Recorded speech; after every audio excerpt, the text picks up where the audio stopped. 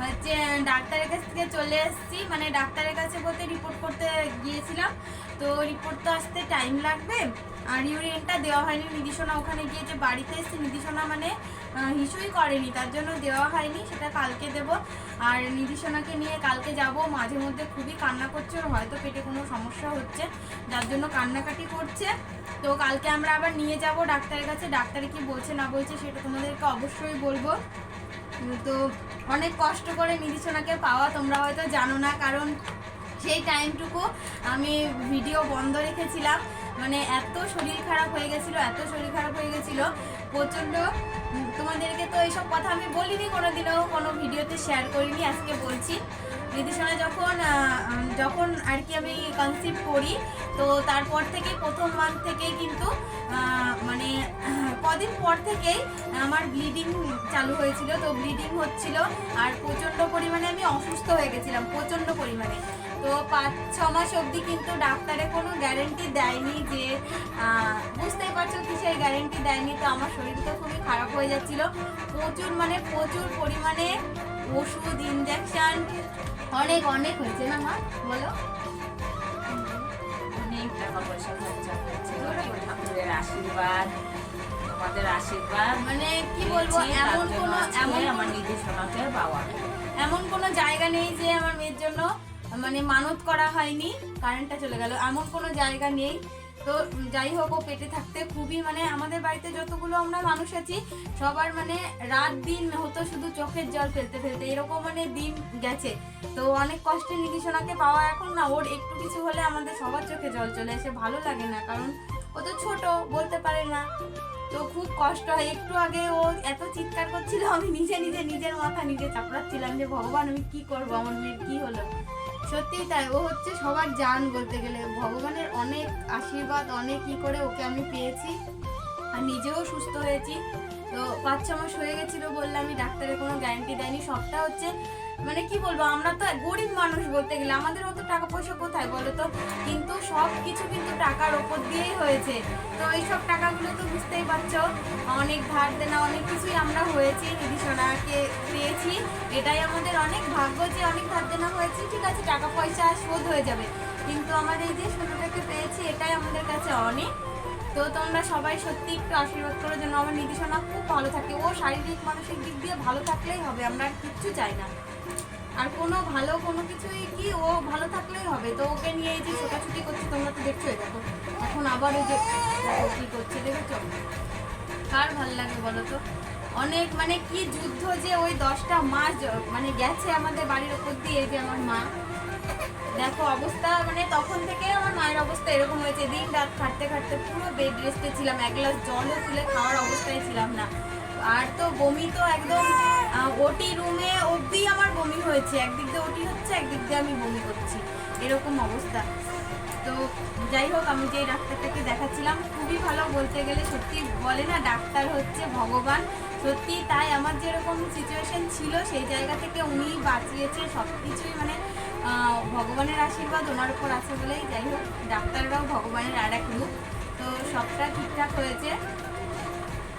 সেই সময়টা বলে বোঝাতে পারবো না সেই সময়টা কিরকম ছিল আমাদের।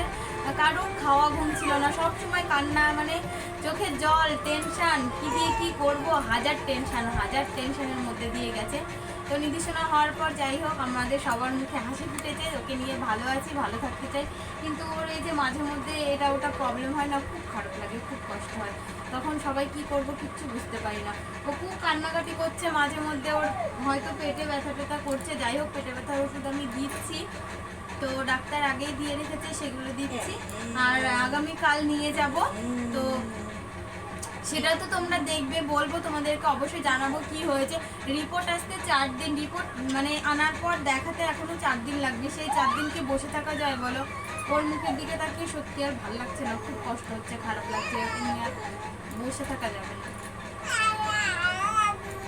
তো এটুকুই তোমাদের বলার ছিল। সত্যি আমার প্রেগনেন্সি জার্নিটা কিন্তু অতটাও সহজ ছিল না, কখনোই না।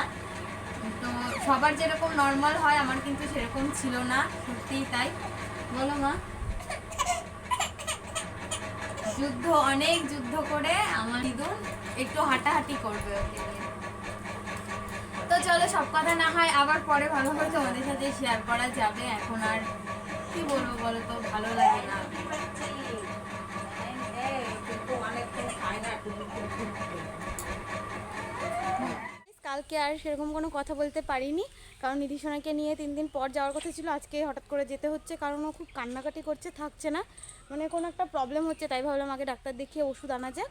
তো রিপোর্টটা যখন বেরোবে তখন রিপোর্টটা তো আবার দেখাতে যেতেই হবে, তো তখন মাকে পাঠিয়ে দেবো। তো সেই জন্য আজকেই মানে তাড়াহুড়ো করে আজকেই যেতে হচ্ছে। তো চলো যাই, দেখি ডাক্তারে কি ওষুধ লেখে কি করে সেটা তো জানি না, কিন্তু ও হাতে কোনতে কি লাগাই নিয়েছে? কোথায় ওই যে কি ওরে ছিছি, আরোহীর কাজলের থেকে কালি লেগে গেছে হাতে। টিস্যু আনা হয়েছে, টিস্যু? হ্যাঁ না, কি দিয়ে মুছবো আমি, হাতে কালি লেগে গেছে। তাড়াহুড়ো করে মাম্মাকে টিপ পড়াচ্ছিলাম আর ওর ওই কাজল হাতে থেকে কালি লেগে গেছে। তো এখন যাবো, যাওয়ার পথে আবার এটিএমে যাবো, টাকা তুলবো। এই মাথা ব্যথা খারাপ হয়ে যায়, গরম একে তো। ওই যে একটা রুমাল আছে ওটা বার করে নাও। তো চলো যাই, এটা দেখতে থাকো পুরো ভিডিওটা, দেখি কি হচ্ছে না হচ্ছে জানাবো অবশ্যই। খুব কান্নাকাটি করছে আর খুব কষ্ট হচ্ছে ওকে দেখে, ও কষ্ট পাচ্ছে দেখে, খুবই কষ্ট হচ্ছে জানো তো। তো চলো যাই আগে, দেখি মা যাই।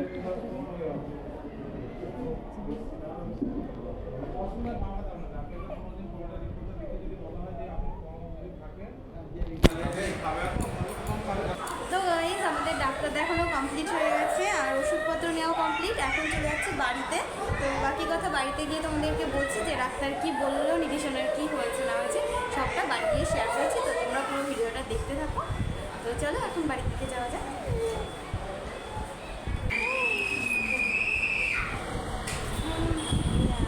তুমি কি পরে করো?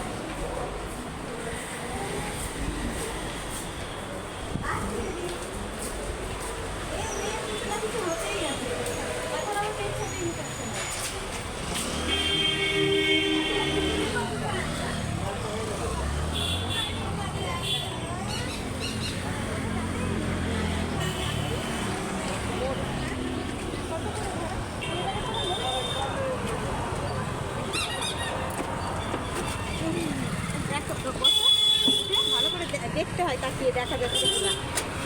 দেখি বাবা আমরা একটু কথা বলি। তো আমরা এখন টোটোতে উঠে পড়েছি, বাড়ির দিকে যাচ্ছি।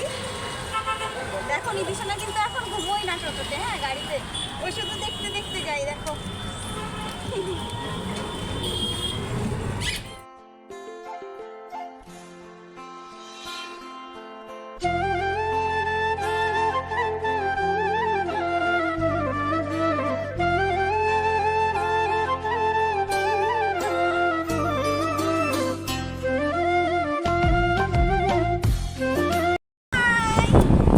বলো বলো, আরে সবাই আমাদেরকে সাপোর্ট করবে কেমন?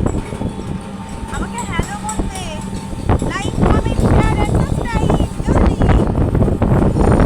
আর তোমরা করে করো যেন আরো নিধিসোনার তোমাদের নিধিসোনার যেন আর কোনো প্রবলেম না হয়। আর পারছি না রোজ রোজ ডাক্তারের কাছে নিয়ে আসতে, সত্যি খারাপ লাগছে।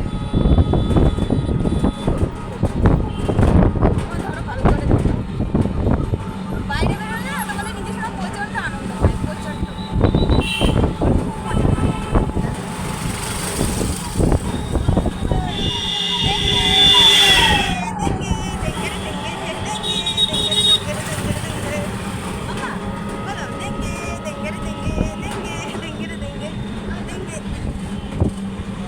বাইকটা এত স্পিডে আসছিল, মানে কি বলবো, বাইকটা ঠিক টাইম মতো ব্রেক না দিলে আজকে আমার খবর ছিল।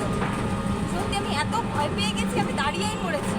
ও যদি ব্রেকটা না বসতো তাহলে আমার অবস্থা কি হতো তা তোমরাই ভাবো। একদম হাই রোডের মধ্যে, আর প্রচণ্ড পরিমাণে হচ্ছে ভাকুড়ির রাস্তাতে। তো যাদের বাড়ি এদিকে তোমরা জানোই প্রচণ্ড পরিমাণে লরি চলে। তো সত্যি আমি ভাবিনি যে এরকমটা হবে। আমি রাস্তাটা ক্রস করছিলাম, এমন টাইমে বাইকটা এসেছে। তো তোমরা সবাই সতর্ক থাকবে আর সব সময় রাস্তা পার হবে খুবই সাবধানে। আমি তো প্রচণ্ড ভয় পাই রাস্তা পার হওয়ার সময়, তো অনেক সাবধানেই হচ্ছিলাম, কিন্তু ওই যে কপালে থাকে তাই ওরকম হয়ে গেছিল। না বুঝিয়ে দিলে তো মা পারবে না তাহলে, আর মাকে মানে না বললে না, বলিনি বলে এতদিন কিন্তু আমি অনেক ব্লগ তোমাদেরকে দিতে পারিনি, অনেক ব্লগ তোমরা মিস করে গেছো। তাই এখন থেকে ভাবছি মাকে শিখিয়ে পড়িয়ে নেব, মাকে শিখিয়ে পড়িয়ে নিয়ে মা করে দেবে ব্লগগুলো, না মা?